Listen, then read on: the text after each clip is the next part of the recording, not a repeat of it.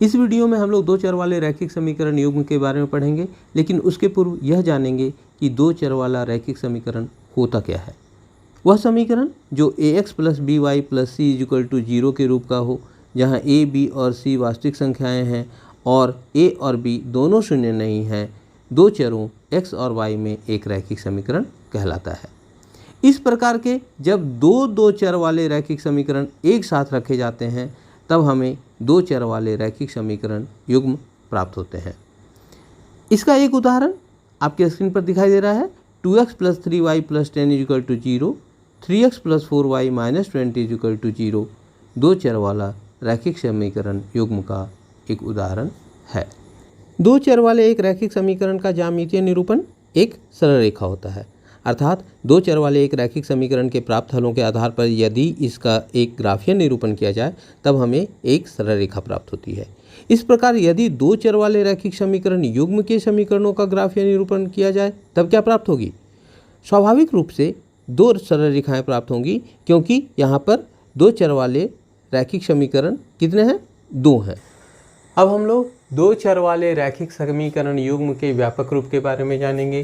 साथ ही साथ यह भी जानेंगे कि किन परिस्थितियों में इस दो चर वाले रैखिक समीकरण युग्म का हल कैसा होगा, और अगर इसके ग्राफ खींचे जाएं तो रेखाएं कैसी होंगी, युग्म कैसा होगा, और अगर ग्राफ पेपर पर ग्राफ खींचा जाए तो उसका ग्राफीय निरूपण किस प्रकार का हो सकता है। यहाँ पर साथ ही साथ एक एक उदाहरण प्रत्येक परिस्थिति का दर्शाया गया है। सबसे पहले दो चर वाले रैखिक समीकरण युग्म के व्यापक रूप के बारे में। इसका व्यापक रूप a1x + b1y + c1 = 0 तथा a2x + b2y + c2 = 0 के रूप का होता है। क्योंकि यहाँ क्या है? दो चर वाले रैखिक समीकरण युग्म, युग्म तो पेयर, जोड़ा, तो यहाँ पर दो चर वाले दो रैखिक समीकरण एक ही साथ लिए जाएंगे, जहाँ a1, a2, b1, b2, c1 और c2 क्या है? वास्तविक संख्याएं हैं।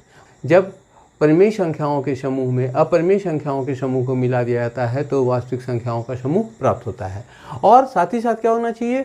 a1² + b1² शून्य के बराबर नहीं होना चाहिए, और a2² + b2² भी शून्य के बराबर नहीं होना चाहिए। अब आप एक टेबल देख रहे हैं, सारणी देख रहे हैं। इस सारणी को आप लोग अपनी कॉपी में उतार लेंगे और साथ ही साथ इस पर बार बार अभ्यास करेंगे, तब आप इसे आसानी से याद कर पाएंगे। पहली परिस्थिति क्या है?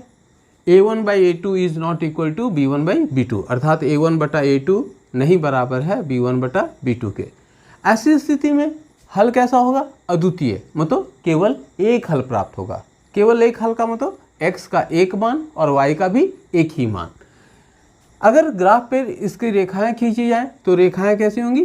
प्रतिच्छेदी, इंटरसेक्टिंग, जो आप यहाँ पर देख रहे हैं इस सारणी में कि यहाँ पर क्या हो रहा है? लाइन से एक दूसरे को एक बिंदु पर प्रतिच्छेद कर रहा है, और इसी बिंदु पर x का क्या मान होगा और y का क्या मान होगा, वही इस समीकरण युग्म का हल होगा।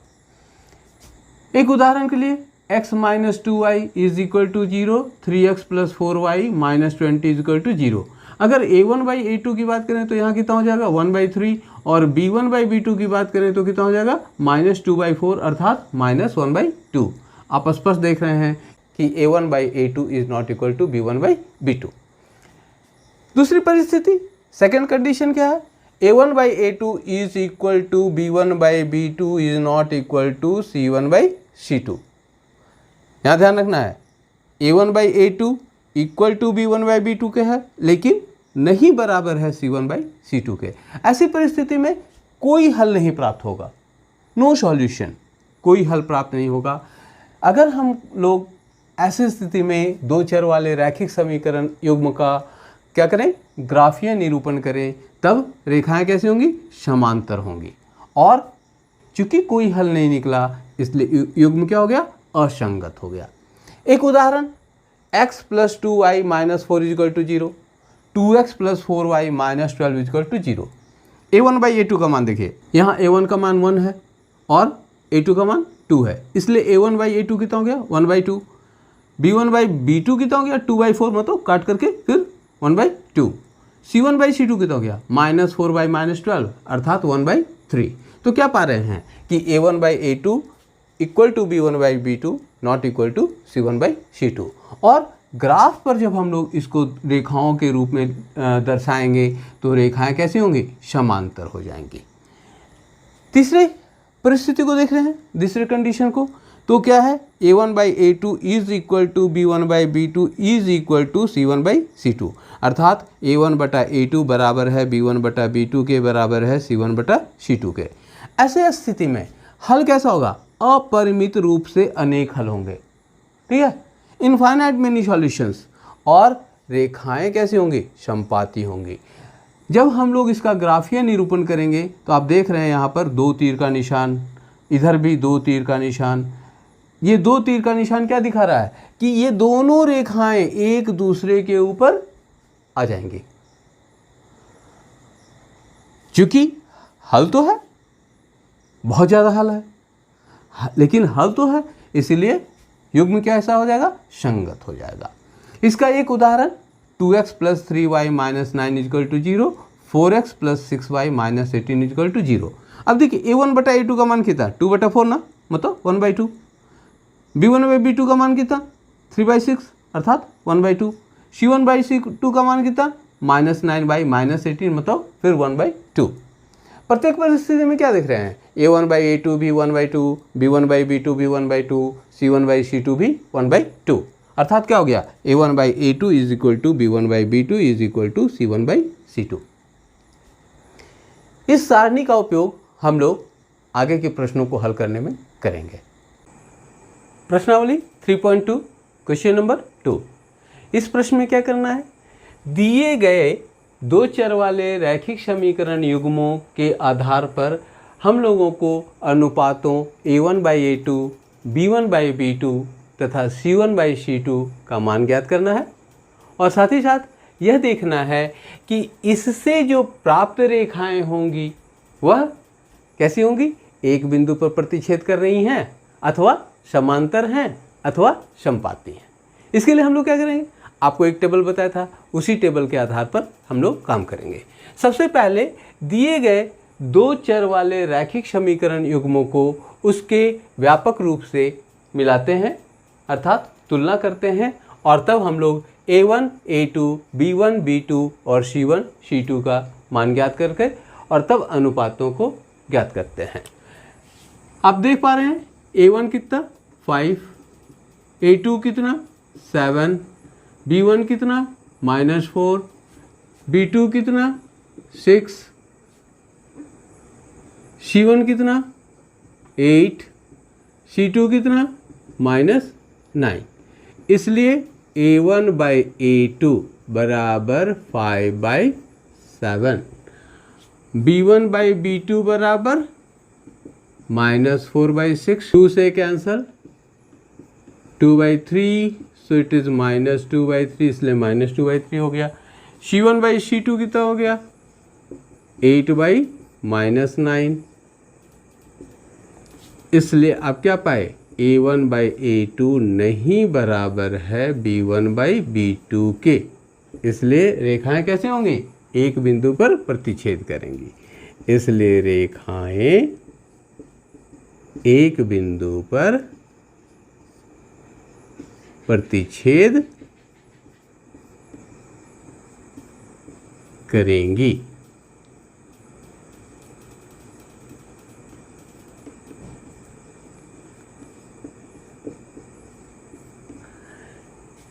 दूसरा प्रश्न डायरेक्ट हम लोग कर सकते हैं A1/A2 देखिए 9/18 है ना, x के आगे A1 लगा हुआ है, यहाँ x के आगे A2 लगा हुआ है, यहाँ पहले समीकरण में x के आगे 9 लगा हुआ है, दूसरे समीकरण में x के आगे 18 लगा हुआ है, इसलिए A1/A2 इक्वल टू कितना 9/18।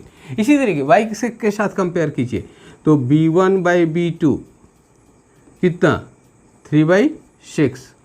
अब देखिए कैंसिल कीजिए कितना से 9 से 9 दूनी 18 ना, 1/2, ये तो 1/2 हो गया, और 3 से 6 कितनी बार कटा 2 बार, इसलिए यह भी 1/2। और C1 C2 भी देखिए भाई, C1 C2 भी देख लीजिए कितना हो गया, अब 12/24, तो 12 दूनी 24, कितना हो गया, 1/2 हो गया। इसलिए क्या हो गए, तीनों बराबर हो गए। A1/A2 is equal to B1/B2 is equal to C1/C2। रेखाएं कैसी, रेखाएं समपाती।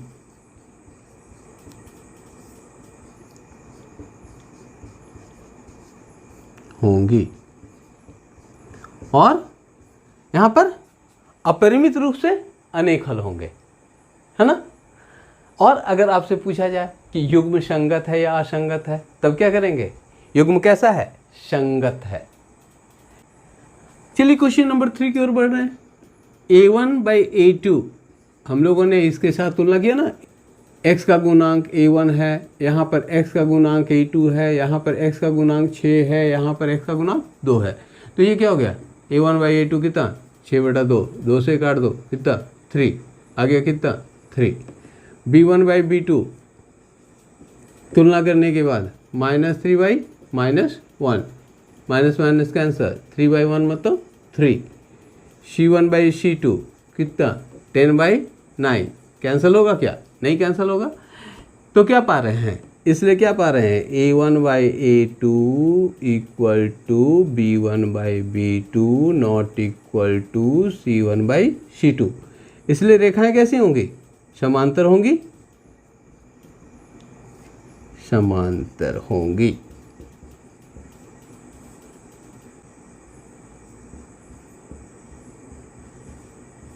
ठीक है। और अगर देखें कि युग्म कैसे हैं, संगत है कि नहीं है, तो संगत नहीं है मतलब असंगत है। और हल, कोई हल नहीं, क्योंकि रेखाएं कैसे होंगे, समांतर हो गई, एक दूसरे को कहीं भी प्रतिच्छेद नहीं करेंगी, इसलिए कोई हल नहीं। ठीक है ना। प्रश्नावली 3.2 क्वेश्चन नंबर 3 का मैंने 2 प्रश्न लिया है, तीसरा और 5वां। इन प्रश्नों में क्या करना है, दिए गए 2 चर वाले रैखिक समीकरण युग्म से हम लोगों को अनुपातों A1/A2, B1/B2 तथा C1/C2 का मान ज्ञात करना है। और तब हमें पता करना है कि यह दिए गए 2 चर वाले रैखिक समीकरण युग्म संगत हैं अथवा असंगत हैं। चलिए सबसे पहले क्या करेंगे, दिए गए जो 2 चर वाले रैखिक समीकरण युग्म हैं, इसको व्यापक रूप पर लेकर जाएंगे या व्यापक रूप की तरह लिखेंगे।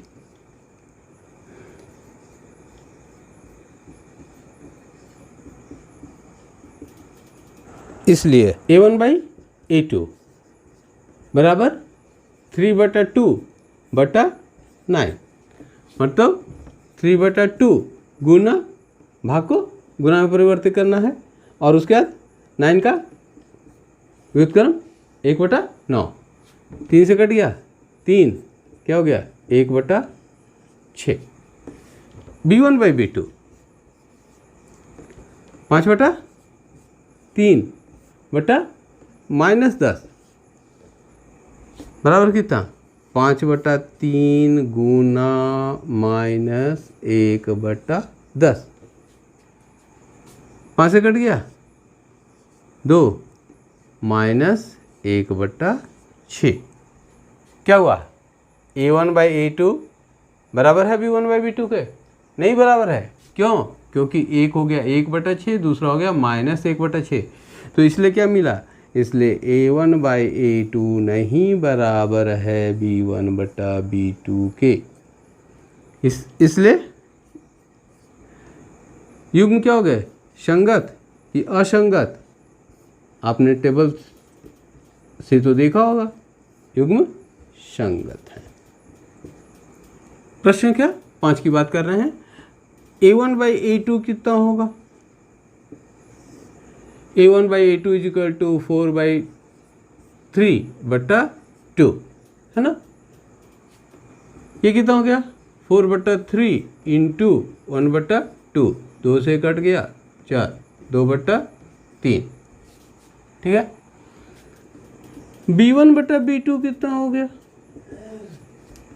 ये तो स्पष्ट है 2/3 हो गया भाई, ये तो बराबर हो गया।